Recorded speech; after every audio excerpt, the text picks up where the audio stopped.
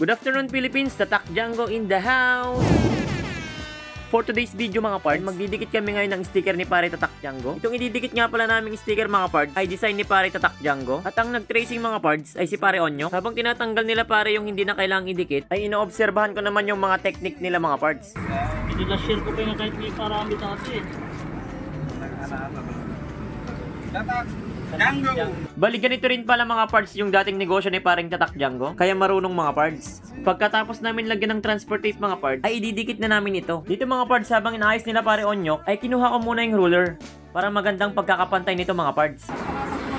Yung sa gasot ko na 50 lang na daw sa mga So lang. ay pati, mali na. Hindi ka niya singir na dyan. Yes. Yung message ko sa mga sa gasot ko na lang sa nagparami. Kaya lang ang mga parami na tinakang iminaw. Hindi sa gasot lang. Siyempre niya yung nalalaga, hindi sa gasot lang.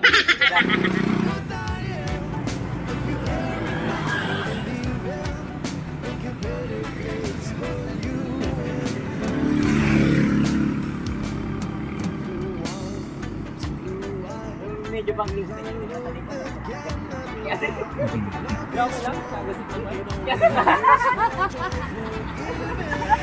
Isong nga nalaka ako, no?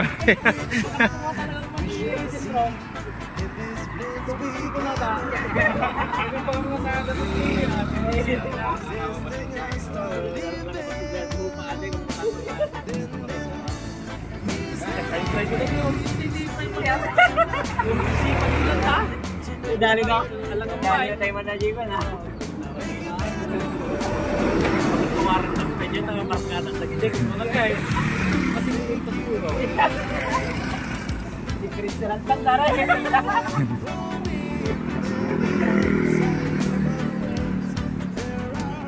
By the way mga pards, sa mga gustong magpatato or gustong mapanood yung mga vlog ni Pareng Tatak Django, subscribe lang kayo sa kanyang YouTube channel mga pards, and follow nyo na rin siya sa kanyang Facebook page mga pards. Bali siya nga rin pala mga pards yung nagtato sa akin. Ito mga pards, title pa lang, makagurguri-guri. So ayun mga pards, malapit na matanggal ni Pare Onyok yung transfer tape. Ito na yung final mga pards. Charan! Dan music baby!